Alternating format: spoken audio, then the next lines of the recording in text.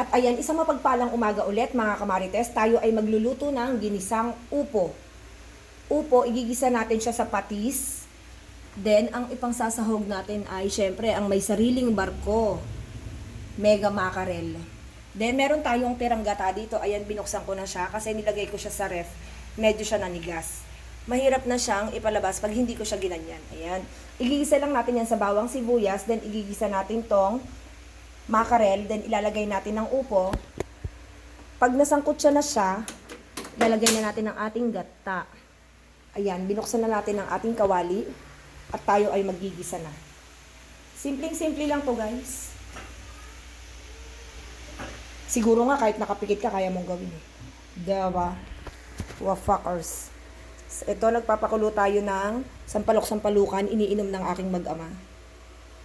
Napakalaking tulong nito, guys. Marami daw yung gamot, UTI, then yung marami daw siyang gamot, hindi ko lang Sa bato. ayun, bato daw, bato. Ayan, dahil sa kadadaldal ko, nasunog na ang ating kawali.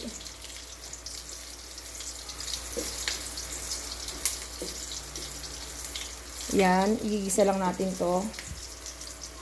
Sabay-sabay na natin yan. Naaamoy ko na ang aroma ng bawang. Lagay na natin ang sibuyas. Ayan.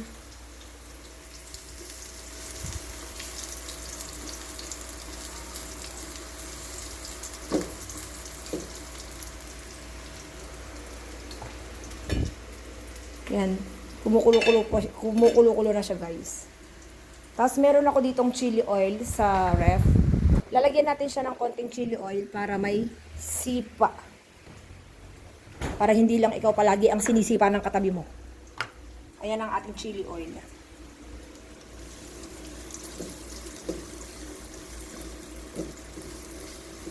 Ayan.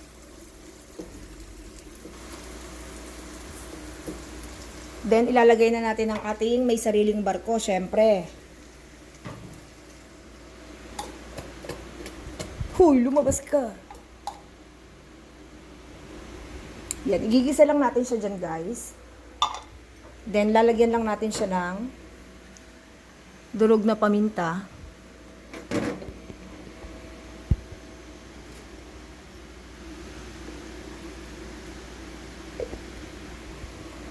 Ayan, at kumukulo-kulo na siya.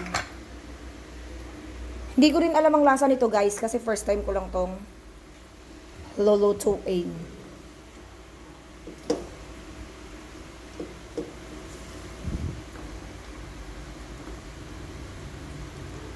Ayan, makulay ang buhay dahil sa may sariling barko.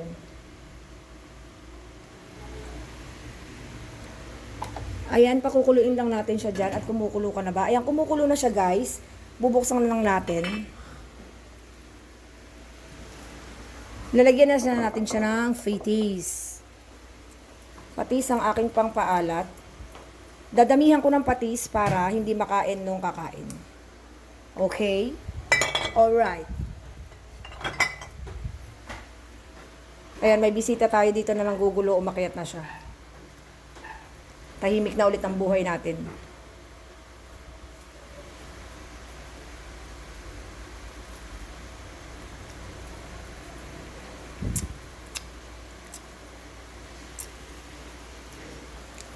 At ayan, guys, medyo maalat siya. Pero magsasabaw pa rin naman kasi yung ano, yung upo, 'di ba? Nagtutubig siya. Kaya sakto lang 'yan.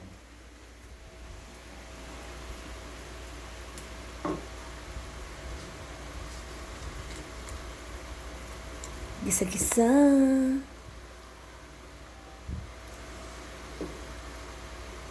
Gisa-gisa natin ang ating upo, ha? At lalagyan na natin siya ng konting sipa. Konti lang, guys.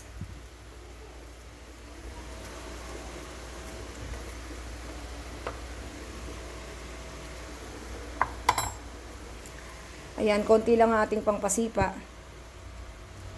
Para hindi magreklamo ang aking boss.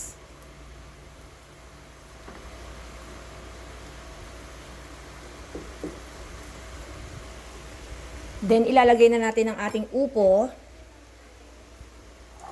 Ayun. Yan. Guys, actually, hindi ko rin alam ang lasa nito. Kasi first time ko lang itong ginawa. Kadalasan kasi, yung kulay pula, yung tomato sauce. Ganun. Ngayon ko lang ginawa yan. O, ayan, Tita Mars. Marami tayong brand ng ano dito, ng sardines. Ayan meron tayong sariling barko. Red and then white. And then meron pa tayo dun sa dulo na hindi ko alam kung ano yung flex and oil ba yun na mega. Mega rin siya. Yan, pakukuluin lang natin to ng konti. Then ilalagay na natin ating gata. Ito na ang ating gata. Diyan natin siya lagay. Bye for now, mga kamarites.